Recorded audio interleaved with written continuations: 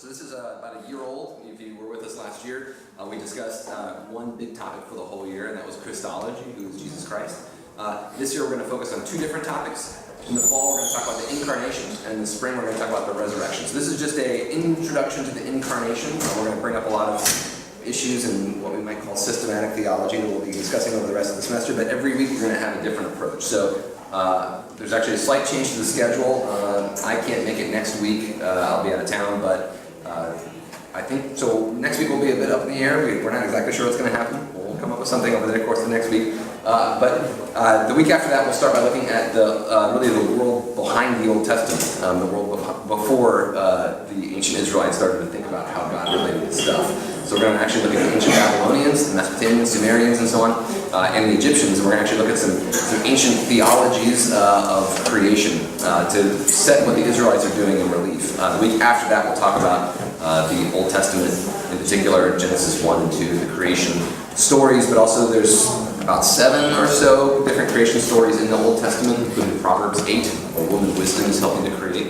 And all of them are a bit different, so we're going to discuss several of those creation stories and see how the ancient Israelites were conceiving of how their God relates to stuff. But also we're going to tell a bit of the story of the development in ancient Israel of the idea of God. They don't have the same conception of God throughout their entire history. Their idea of God changes. And a big part of what changes as well is where do you find God? How does God work? So we'll get to that in a bit. So then we'll look at the New Testament. We'll spend a week with the incarnation stories in the birth of Christ, so the gospel narratives. We'll look at Mark, which of course famously doesn't have a story of Jesus' birth. We'll look at Matthew and Luke, which have the two different but usually intertwined or synthesized creation stories or birth stories that we'll hear about a lot in the course of this semester in the church's celebration of Advent and the Christmas season. And then we'll also discuss John 1, which has not really a birth story, but really more of an incarnation story, which has a slightly different sort of cosmic way of talking about Jesus and his relation to the world. So then we'll shift to Paul, and we'll spend a week thinking about Paul's letters. And Paul actually has a different theology than the Gospels in some ways. They're not at odds with one another necessarily. There are points at which there's significant tension between Paul and the Gospels. One of them being that Paul doesn't actually talk about Jesus' life very much. There's only a few episodes of Jesus' life that Paul ever mentions. Number 1 being his death and resurrection. Number 2 being his celebration of the Eucharist. But there's really only, if you think about the letters of Paul in Romans, he doesn't talk about Jesus healing in particular stories, right? When he heals Peter's mother-in-law. You'd think Paul would think that was a really cool thing, but he never actually mentions it. So, in any event, Paul has a slightly different way of thinking about who Jesus is and what the Incarnation means, which I think enriches and deepens our theology of the Incarnation. And then Paul's followers, he writes some letters in the name of Paul, which was an ancient practice. So the letter of Colossians is probably not written by Paul himself, it's written in the name of Paul by some of his disciples. And that has a slightly different, much more cosmic, sort of maybe influenced by some of the theology that's going on in the book of John. And so we'll see this development in early Christian thought through the New Testament of how the Incarnation is understood. We'll then move into some other topics. We'll talk about the Incarnation in liturgy, the Incarnation in the arts, the Incarnation in view of modern science, the Incarnation in view of questions about gender and sexuality, the Incarnation in terms of race. What race was Jesus? Does race matter? The Incarnation, does race exist at all? These will be questions that we address in this class. And by the end of the semester, we'll end up talking about the season of Advent to kind of lead us into the Christmas season. So that's my plan for the semester. Are there topics that you all, and I'm planning to address cosmology as well, like the origins of the universe and Incarnation, and also biological evolution. So, and when I say that, I mean really with actual science. So some actual scientists, and not like Bible people like me who like dabble in science. There's some actual real scientists who have taken seriously thinking about how to not give up anything from science, but how to interpret some of the Christian claims to say the Incarnation in light of actual science. So there's Celia Dean Drummond is a great example of this. She's a professor at Notre Dame. She's an actual scientist who then later in life became a theologian, actually got a doctorate in theology. after her doctorate in science. And so I had started to think about what the cosmos, what our knowledge now of the cosmos might make us rethink about Christian theology. Then there are also evolutionary biologists who have started to use actual evolutionary biology that is not like, sort of Christianizing evolutionary biology, just taking it for what it is, and then asking what that makes us think about Jesus. So for example, the fact that every human, every person in this room doesn't just have Homo sapiens DNA. We have the DNA of several different species of animals, including Neanderthal humans, but also other species of animals. DNA is in our bodies, so if Christ becomes human, Christ becomes more than human. So what does that do to us? So anyway, just thinking through some of the theological ramifications of actual science that we know today will be a topic of this class as well. Are there other things that you all think about with Incarnation that you'd like to put on the agenda? The syllabus is open to be changed, and in fact, it's already been changed from what's in the racks in the fellowship. Also, I'll have to, or in the narthex, I'll have to reprint those and put them back out. But any other thoughts or things that you all want to address? You are intending to cover life, the universe, and everything? Yeah. No, 42 is the answer, by the way. So in any event, if there's anything else you all think about, feel free to email me. You can just Google my name, Brennan Breed, on the internet. You can find my email at my school, at Columbia Theological Seminary, just down the road. And feel free to just contact me and ask me, or if you have questions about things that I bring up in class. Let's say I say something that makes you upset, or worried, or very happy, feel free to email me and just let me know. Or if you want more to read, there's always more to read about everything. So in any event, I'm never shy to give you things to read. On the syllabus, which you can find, I meant to bring them in here, but you can find copies of it in the narthex on the rack, where lots of different handouts are provided. There's an actual syllabus with readings, not for this week, but starting for next week, and they're all online. Some of them are New York Times articles, some of them are links to papers that people have posted on their personal websites, scholars that have now started posting more of their work online. So anyway, some of those things are things you can read. Feel free to read them. You don't have to, of course, but I'm always pleased if you read those things, then you or listen. There's some lectures actually I put on there too, YouTube links, links to podcasts. If you listen to some of those things or read some of those things before you come in, usually you'll get a lot more out of what I'm presenting than if you don't. But again, if you just want to show up, that's fine too. Now that I've introduced myself and what we are doing and what we're all about here, let me open us in prayer. The Lord be with you. Let's pray. God, we thank you for your presence, whatever that means and however we may experience it. We thank you that we hear so many times throughout Scripture that you are here, you are with us, you are present. We thank you that you have not abandoned this world of stuff. We thank you that you haven't looked at it and said, that's pretty disgusting, and backed away. God, there are times where we, I'm sure all of us, would like to abandon some of the things in this world. We thank you that one of the promises that we hear again and again in your Scripture is that you have not let us be forsaken, that you have not abandoned us forever. God, we pray that you would give us eyes to see and ears to hear you at work in this world around us. Help us to sense your presence. And as always, grant us your peace, but also your courage to help this world become something more like what you want it to be. In Jesus' name we pray. Amen. Okay, so we start with this pink tinted screen. I'm sorry, there's something with the projector itself that has a problem. It's not the bulb, I think, but things will be tinted pink on my screen or not, so sorry. Anyway, but this is a little picture of a baby. When Christians talk about the Incarnation, usually we begin by thinking immediately of Jesus and Jesus' birth. Of course, that's central to the notion of the Incarnation for Christianity. But what I want to do is back up a bit and think more broadly about the relationship between God and stuff, that is, the stuff of this world.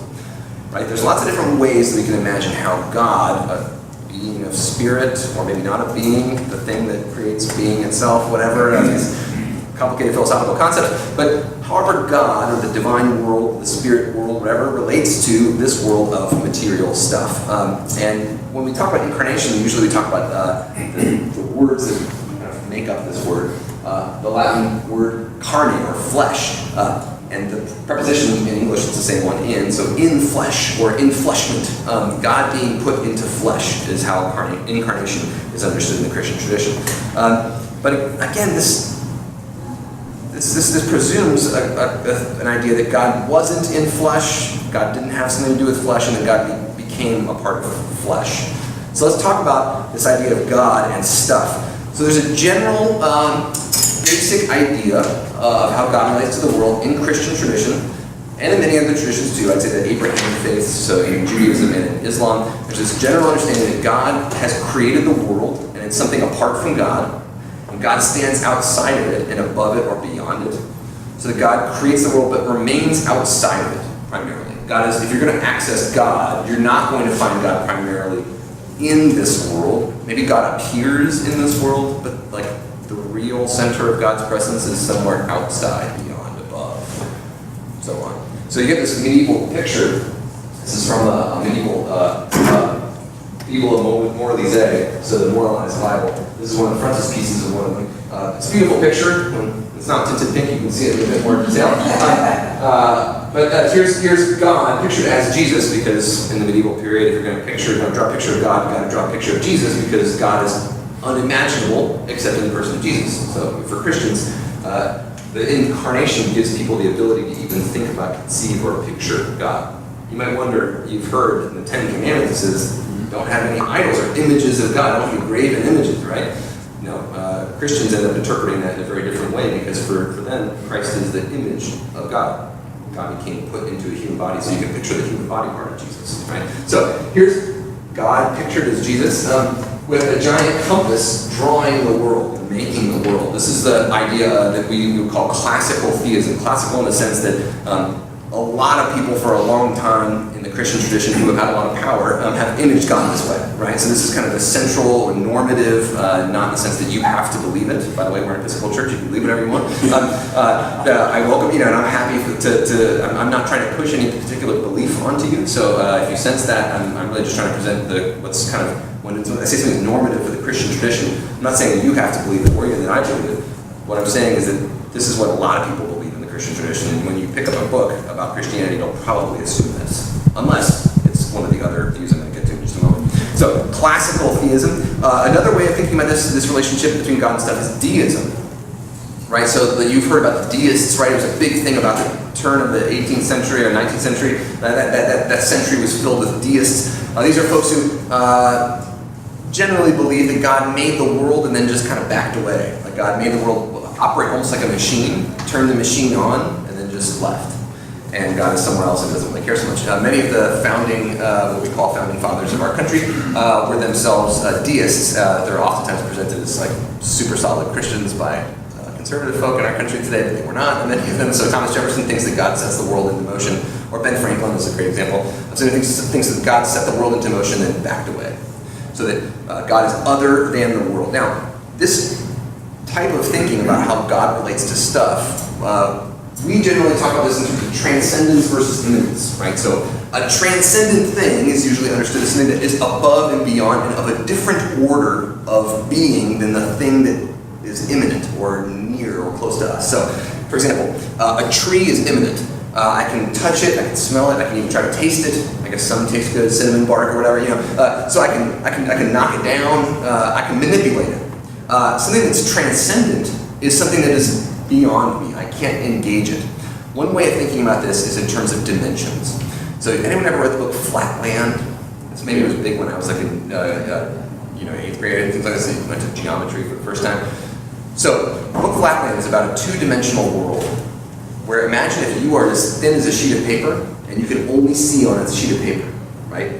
So everything just appears in terms of like little chunks, like very thin chunks of space. If I, a three-dimensional being, stand on top of a sheet of paper, how would you perceive me? As two lines, my feet. You wouldn't be able to see up. You have no dimension of height if you're a two-dimensional object, right? You can just see in terms of lines. So I am standing outside of that dimension. Now, the way that we think about it in terms of transcendence is that God will be kind of outside of all dimensions. God created dimensions. You can't see God, you can't touch God, you can't taste God. God's a different type of thing. God made space and time.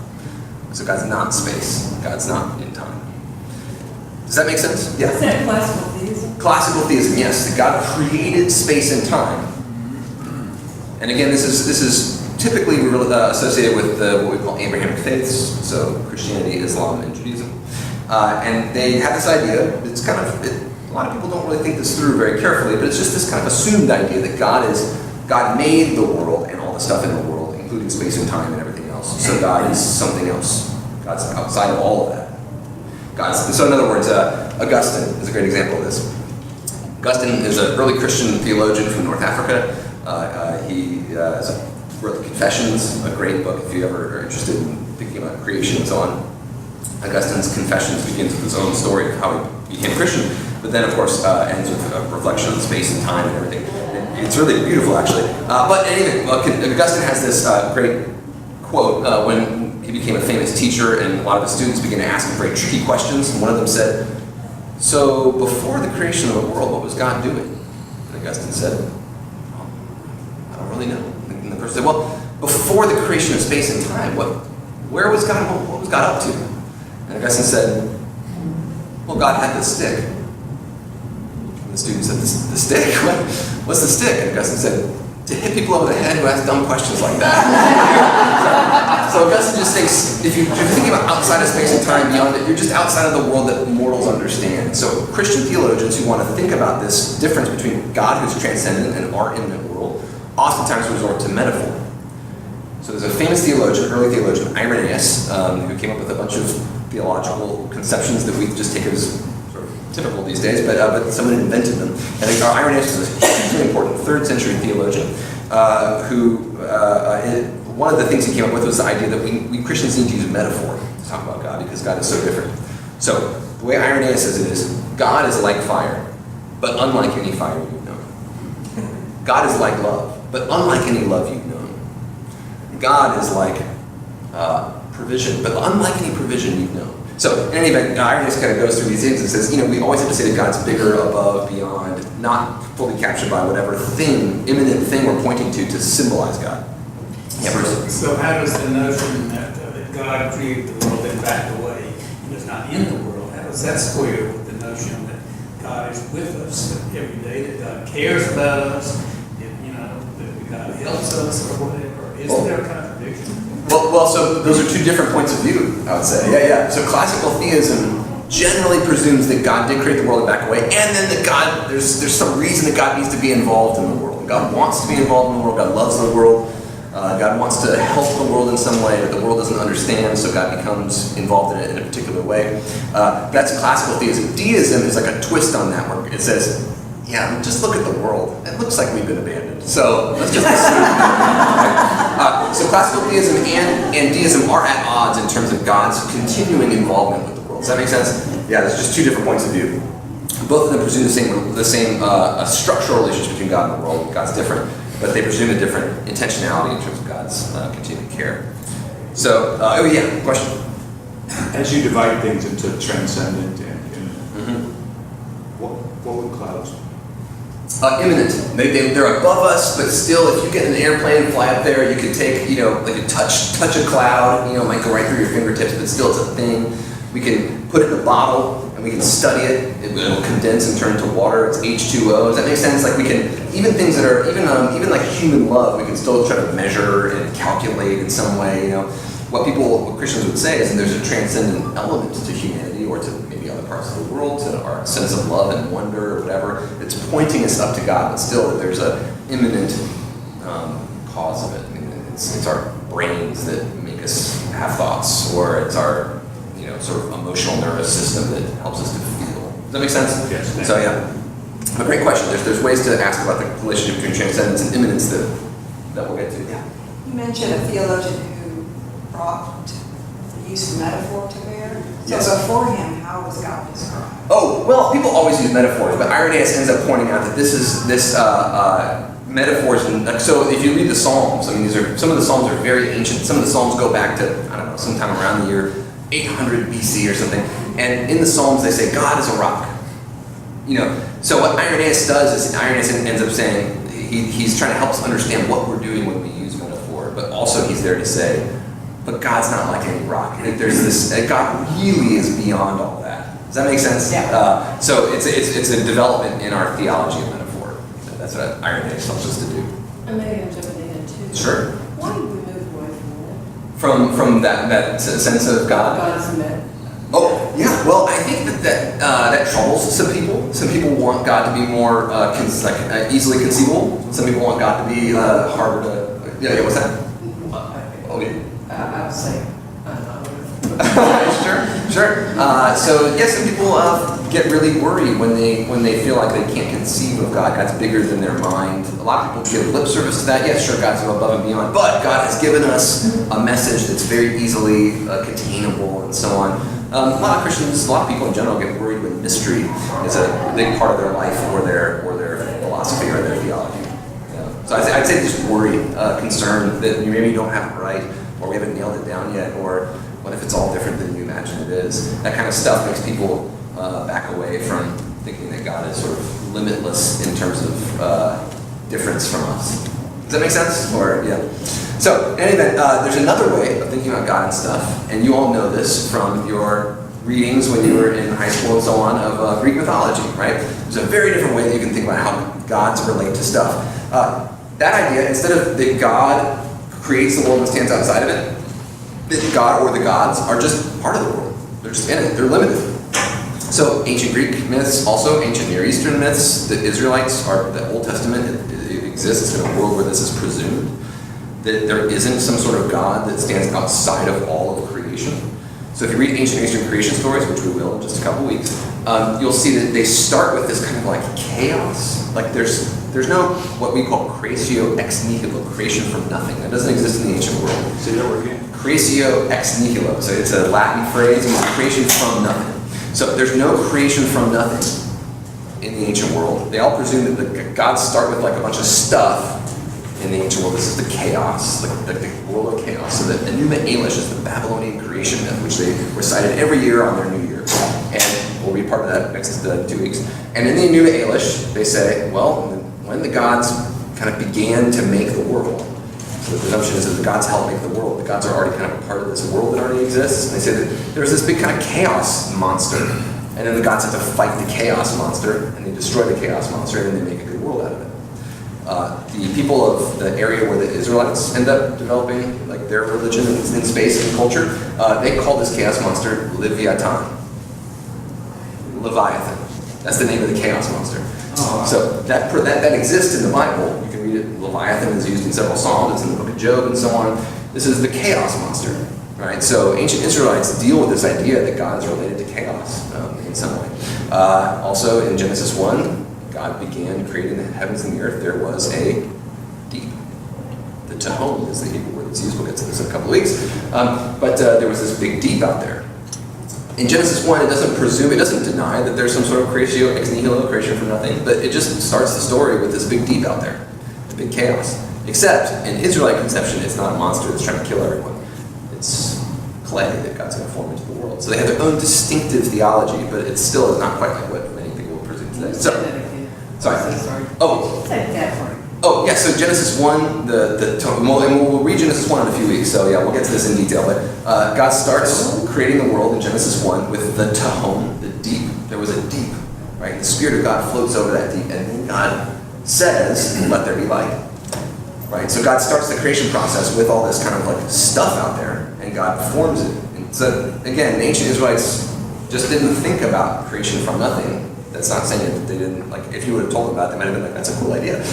But they start their creation stories with God forming kind of inert matter into forms, like light and space and worlds and animals and plants and people. But this is part of a big, long story for them that starts with stuff. So, and where did the stuff come from? Ancient Israelites don't care. They never ask that question, they never answer it. So it's because they're ancient Eastern people, and all ancient Eastern people begin the creation stories with stuff already existing. Now, for ancient Eastern peoples, that's because the gods are part of the world.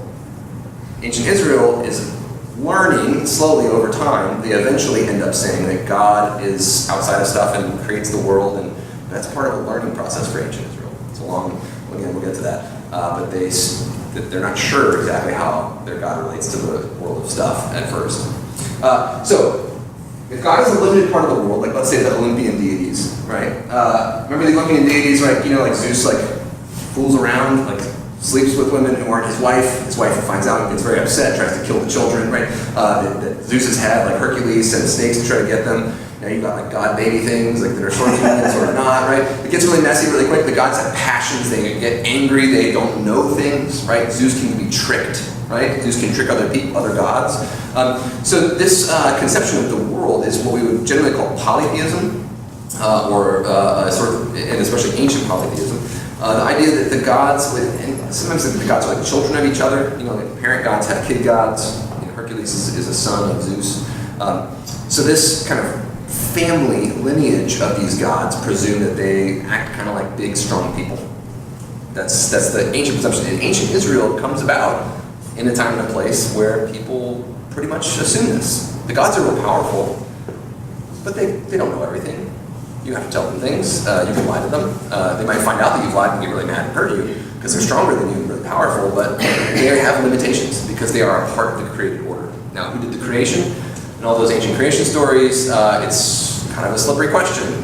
There's usually some gods that are the ground of being in a way. They're the thing that ends up starting creation, but they actually kind of stand outside of it and aren't really part of it. Those chaos monsters and things.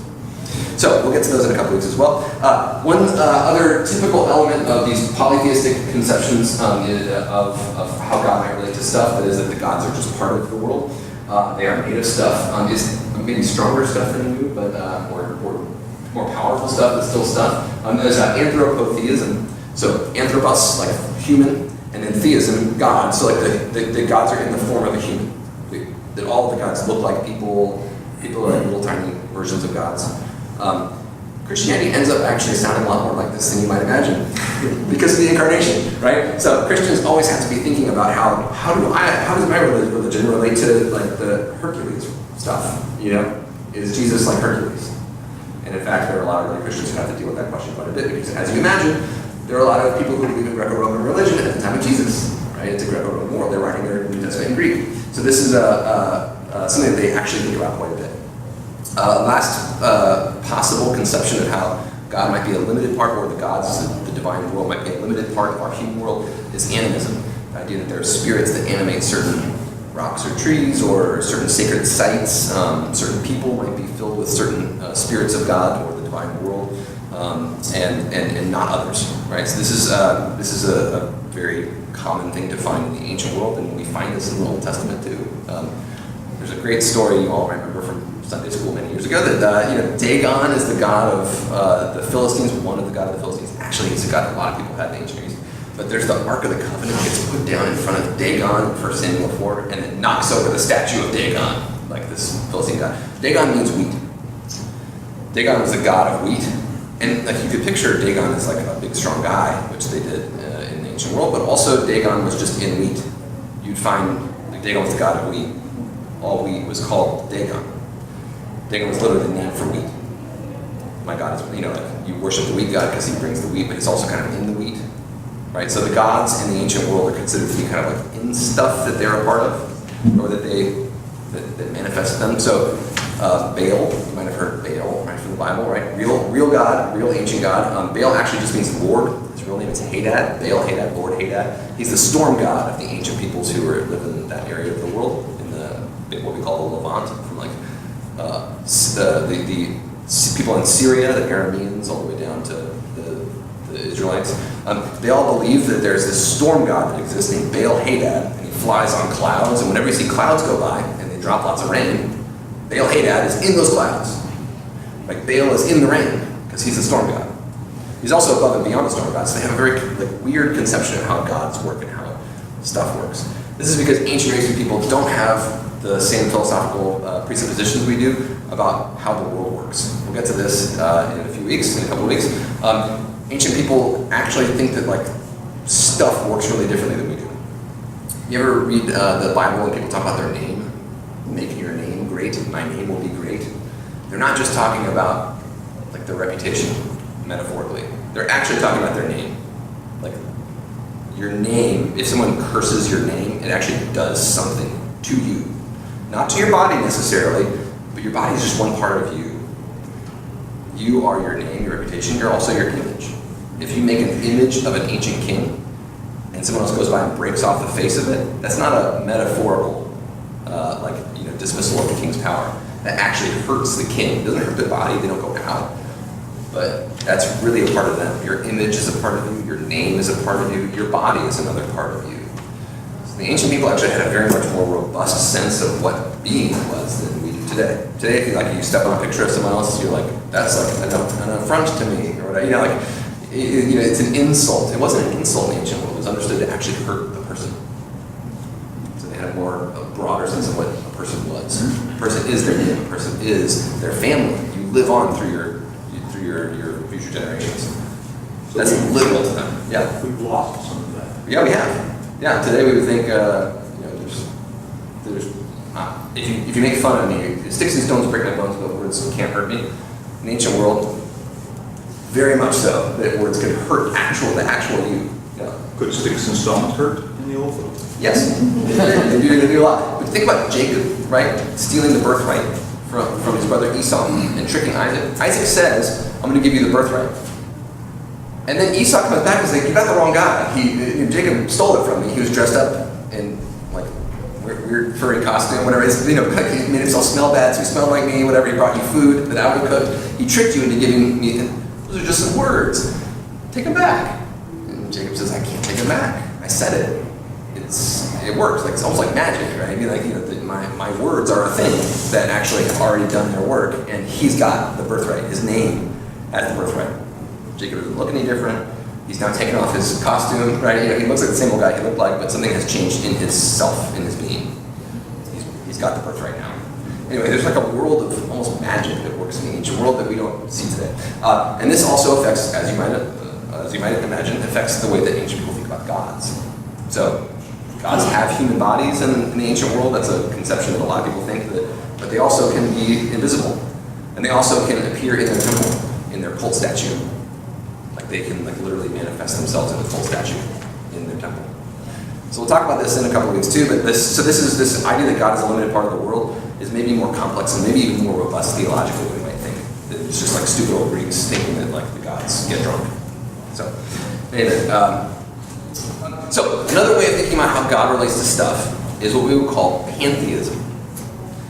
So, just to recap, we've got three ways of thinking about how God relates to the world. One is that God stands above the world and apart from it. God looks down on the world and creates an immanent world to which God is transcendent. God is above and beyond. The second way of thinking about how God relates to the world is that God is actually kind of in the world and a part of it, a limited part of it maybe, or the gods are a part of the world. A third way of thinking is that God is actually identical to the world. This is what we call pantheism. Pan being all. That God is just the world. We're little parts of the world that have kind of popped up and have little sentient minds, but we're God, not just apart from God. I think we might be able to recover our slide. Maybe not. Okay. Technology is not my friend today. Okay. Oh, there we go. I think I solved it.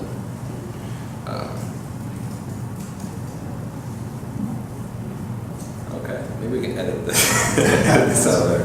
Okay. So, here we go. I got it. All right. Now let's see if this works here.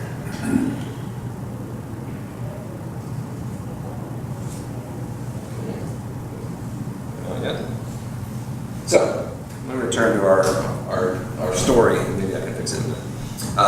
So, pantheism is another way of thinking about how God relates to the world. It's that God is a part of it, or no, God is all of it. Little parts of God are everything in the world. I'm a part of God, but so are you, and so is the chair and the room, the birds. Everything's a little aspect of God. God is the whole, the all. One way of thinking about this is monism, that God is just one. God is undifferentiated stuff, and whatever's come about in the world is just kind of stuff that has developed out of God's being. In other words, you can't talk to God. Right? God's just everything. There's no will or necessarily a mind. It's just whatever's happened is God. And that's all. Everything is spiritual in the sense that it's a part of this big, long story. Another way of thinking of this is naturalistic pantheism. That God is kind of in the living world especially. like living things are especially a way to understand what God is like, who God is, and God is kind of like acting through the living world. God is the non-living world too, but there's something you can learn about, like something to God. There's something to relate to maybe in the natural world. Whenever you come across something living or in this developing natural world, and of course the definition of life can be quite broad. Is a star alive? It doesn't have a reproductive system necessarily, but it's doing something huge. There's a lot of energy transferring from one form to another within that star. So you can think of this in a broad sense, but God is a part of the process of life in some way. A lot of process theologians, and we'll get to this near the end of the semester, but process theology is a way of thinking about how God kind of comes to being through the development of the universe. As the universe changes and expands and grows, God learns and grows and expands too. And so this is part of why it seems like in the Bible God changes God's mind sometimes, or like God learns something. That God's actually involved in a relationship with the whole world, which is God's self. And God's growing and learning and changing. We play a role in that, or a part of that. So this is one way of thinking about Christian pantheism. There's another way of thinking about how God relates to the world. Not just that God is equivalent to the world on a one-to-one relationship, but that God has made the world within God's self. But God is also more than that too. So this is what we call panentheism. So the all is within God, but God's got more stuff out there that we still can try to relate to. All right, there's several theologians that have dealt with this. One of them, Paul Tillich, we might call as a panentheistic theologian. He talks about God as the ground of being. God is more than what you see in the world, but everything that's in the world comes about because God has made it possible. God is the ground of all being. Everything that arises that is comes from God in some way. Does that make sense? Okay, so well, maybe not. Why not? There's another theologian, Jürgen Moltmann, who talks about it like this: that classic theism says that God creates the universe. They're two separate things. Moltmann says that in panentheism, there's God, and God kind of creates a little space within God to make the universe. So God is always dealing with something that's a part of God. We are all a part of God. The whole world is a part of God. But there is this space that's opened up. And Moltmann talks about it as space because some of the stuff that happens in the world, Moltmann says God doesn't like. God isn't quite like that. God has created some sort of freedom within God's self, within the universe, in order for things to make some choices that most of them are bad. So Moltmann talks about how God is trying to fix this problem that has emerged within God's self of giving us freedom, us being little God things. This is, again, complicated, difficult. We'll get to this later, but just to say this is another way of thinking how God relates to stuff. Okay, so for Christians, we approach this question primarily through the person of Jesus. Primarily because in our tradition, all of our sacred texts tell us, approach this through the person of Jesus. Paul talks about how that Jesus is kind of in all of the world. Everything comes together in Christ. The Gospels talk about how Christ is in some way God in flesh. This is especially the case in the Gospel of John. So again, we'll cover the New Testament in more detail later. But when we think about Jesus, we think about someone or something that has emerged in space and time and that bears God in a special way. So there's lots of questions that this opens up, though. How does God relate to Jesus, and the human part and the divine part of Jesus relate? We've spent last year talking about Christology. So some of you may be like, oh, I know all this, but some of you may think, I don't remember any of this, that's fine.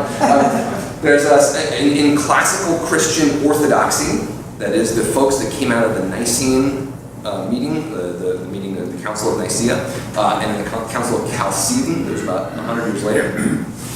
Those folks who came out of the early Christian councils and deemed themselves, and others who believed like them, Orthodox, the folks who came up with the Nicene Creed, the kind of stuff that we say in church, those folks came up with their own conception of Jesus. How does the human part and divine part of Jesus relate to each other? And they said that there were two main errors to avoid. One is the monophysite error, or the one being, the one physis, the one stuff error. That Jesus is really divine, like Jesus is really God. Christ is really God. And Christ kind of like the God part, kind of like body snatched, or like there's a puppet. Jesus is a puppet, like a flesh puppet that like God has inhabited. and there's not really any human part to Jesus, right? Like, think about the invasion of the body snatchers. God snatched a brain and just kind of used this like body, and the body died, and then God was like, God, glad to be done with that. and then the resurrection is just kind of God leaving the body part of Jesus, right? So that's maybe uncharitable view of monophysitism. There are actually many monophysite Christians today, including Ethiopian Christian Church and so on, with very complex and defensible understandings of how monophysite Christianity works. And in fact, they've come to an understanding with even the Rome over this, the Vatican, has kind of said, okay, we understand what you're saying now, we agree with it. So they're complicated in good ways of talking about this, but when early Christians talked about monophysite Christianity, they said it's like the invasion of body snatchers and that's bad. Okay. Another way of thinking about Jesus is that there's two different things. There's like a human Jesus, like me, and then there's like the God part. If you've ever seen The Last Temptation of Christ, like Scorsese's thing, there's like a little voice in Jesus' head. It's like, don't do that, whatever. And like the human Jesus is like, I'm scared. What do I do?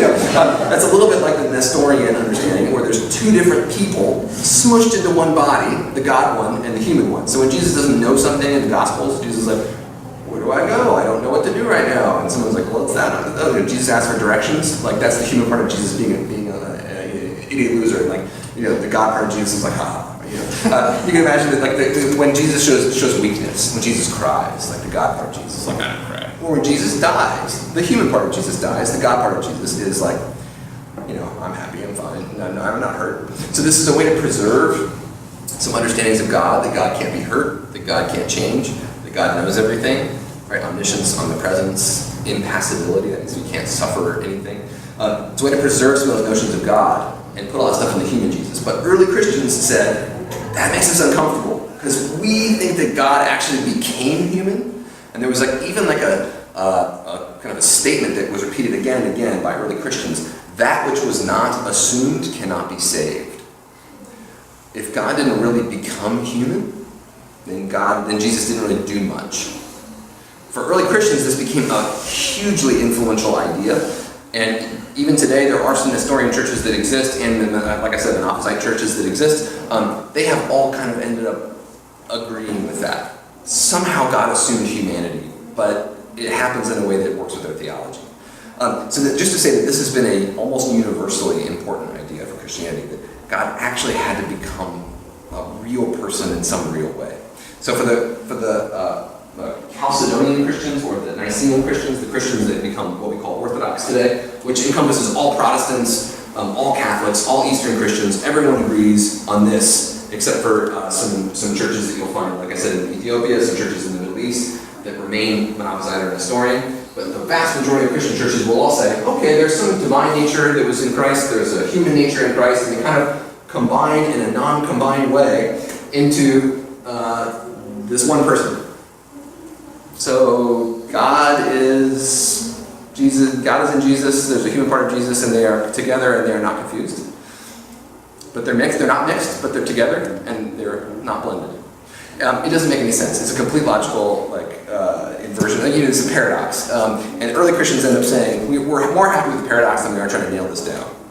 Jesus is just fully human and fully divine, and they are not confused together, but they exist in perfect harmony. Ever got that? Yeah, makes a lot of sense, right? So what they end up saying is it's a super mystery, and we're not really sure. We have one other thing to think about, and that's how does this all relate to the Trinity, right? For Christians, God has three parts: Father, Son, Holy Spirit, Creator, Sustainer, Redeemer, however you want to name those things. This Trinity, these three parts of God that relate to one another, now includes this human nature thing. For some early Christians, this is a problem. This is actually what early Christians would call a heretical diagram, right? So early Christians said, don't believe this. This is what's called the barnacle of God. God exists, and the human part kind of is this barnacle on the outside of it, because Jesus became a human. So then, did humans become God? And some Christians say, nope. That's the barnacle part. It attached itself onto the Trinity, but it's kind of extraneous and bad. So, but Orthodox Christianity ends up saying, no, actually, humanity became God.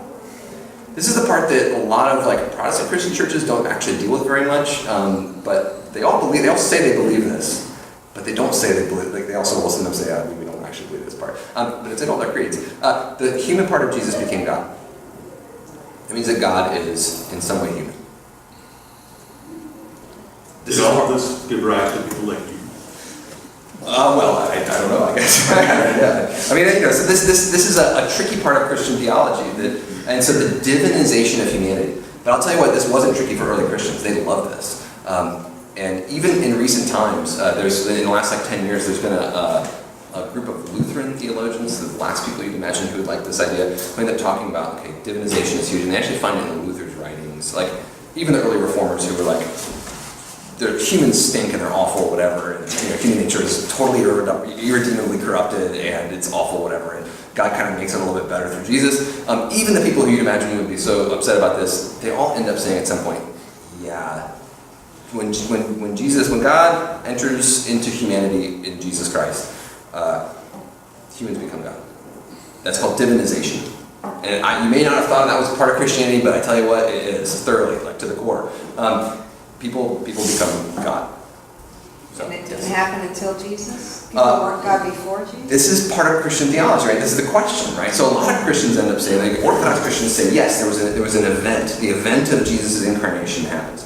Now, in contemporary Christianity, there are several different people, so Paul Tillich being one of them, who end up saying, actually, maybe this was like all around before, but Jesus is a distillation of this, or Jesus is a moment to show us that this has happened, or does that make sense? So there are other people who have said, actually, maybe this has always been the story. Jesus is a revelation of this truth that's always been a truth to us. But there are still, of course, many sort of classical Orthodox theologians who say, oh, no, I think actually something happened. I think there's good things to be said on both sides of that debate. Like I'm thinking of Jesus as a moment where something actually happened, has some, I think, theological teeth to it. But also the idea that, like, well, was God not in the world before? Also is a great question to raise. So we'll be struggling with that question all semester. Okay, some issues with the Christian incarnation include the scandals, or the scandal of particularity is the biggest one. This is a term used in Christian theology a lot. Some people really like this scandal. They love, like, oh, I love that this is an issue. And some people really actually are scandalized by this. The scandal of particularity is this. So you mean to tell me that God got involved in humanity in a man's body, in the ancient world, in a particular group of people, at a particular group in time? Does that mean that God didn't love everyone who wasn't part of that group? Does that mean that God didn't want to talk to everyone who wasn't part of that gender, part of that religious association, part of that socioeconomic class, right? Why did God become particularized in this body? It's a big scandal. It actually is a major question, right? And it leaves some people out, and it makes some people feel outside of the group that was reached out to, and so on. This is a huge issue, I think, in Christianity. Some people see this as a theological positive, though, right? If God's going to be involved in the world, it's better to not be involved in some kind of like general way. It's better to become particularized. One way of thinking about this is, if God wants to communicate to humans, it's best to communicate through a human body. And why not just become one at one point in time?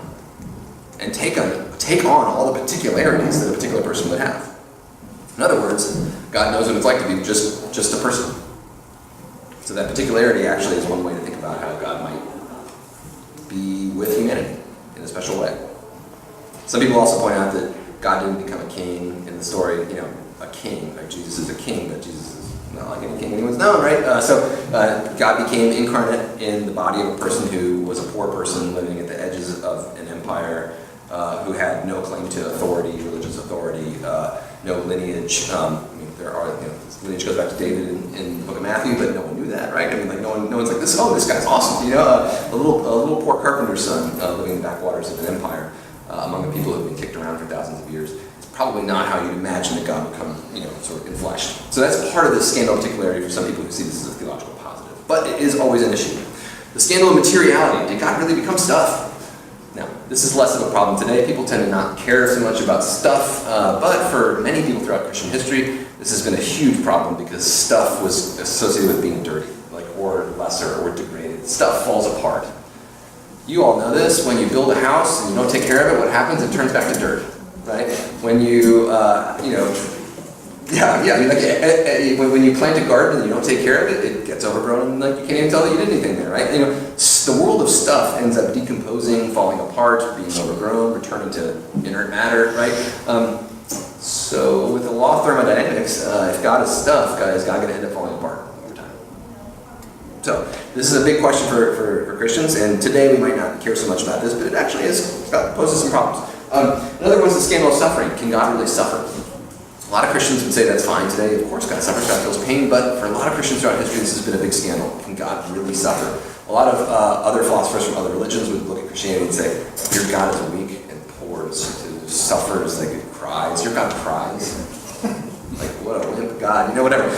So anyway, this has been a scandal over time, and actually does pose, I think, some interesting questions, at least for us to answer about God. Anyway, well, why would we have an incarnation? Okay. There's some big questions to be answered here. Well, the big issue for a lot of people is salvation. Why would God become involved in human flesh? Well, to save us. Because we need to save us. To save us from what? Well, from sin. What is sin? Well, disorder in the world, evil, disruption in relationship with God, and so on. There's a big answer to the question, what is sin? But that's not the only reason that people would imagine that God became in flesh in Jesus Christ. Okay, of course, the crucifixion being a part of that salvation story, God became in flesh so that God could bear the sins of the world. The New Testament also has some other reasons, and early Christian theologians have other reasons why God became in flesh, not just to save us through being on the cross through sin, but also to become a human, to actually become a human and talk to us and know what it's like to be a part of us. For a lot of Christians in the Christian tradition, the assumption of flesh, the incarnation, is salvation itself. And then the crucifixion of Jesus is something that happens because people hate Jesus, not because Jesus took on sins necessarily, etc. The sins of the world were born by Jesus because we're awful people and we killed him. But that didn't have to happen for salvation. So for a lot of Eastern Christians, the incarnation itself is God coming into a world and assuming flesh, and then God's power and love and truth radiates out through that, and the rest of the world is just catching up to what's happened. Does that make sense? Okay, so it's another way of thinking about salvation or God becoming part of the world. In this sense, the incarnation is not just God taking on human flesh, but God takes on matter. A lot of people call this the deep incarnation. Like that God actually becomes part of stuff, and all of stuff is affected by God becoming stuff. So this is like humans play a special role in this story, but humans are not it. The whole world is part of the story. Does that make sense? And then another way you can think about it is, this is a sort of third part of the salvation story, is that Jesus is incarnated with God, or God is incarnated in Jesus, because Jesus is a super special guy who just understood God in a way, a deeper, more strong way than anyone had ever understood God before. It's not that like the story of the virgin birth and so on, and this understanding of Christianity is a story that was added at some point, but really just Jesus was a guy who got it. So Friedrich Schleiermacher is a big name. He was a Christian theologian in the 18th century who was trying to respond to Christianity's cultural critics at the time, people who had learned a lot about science and history and so on. After the Enlightenment, this kind of philosophical rethinking about how the world came to be and what it was, thinking about ethics anew and religion anew. And after the time of Immanuel Kant, people started to think quite differently about how do we know things? How do I know things? So Friedrich Schleiermacher was someone who responded by saying, okay, well, you got some good points there.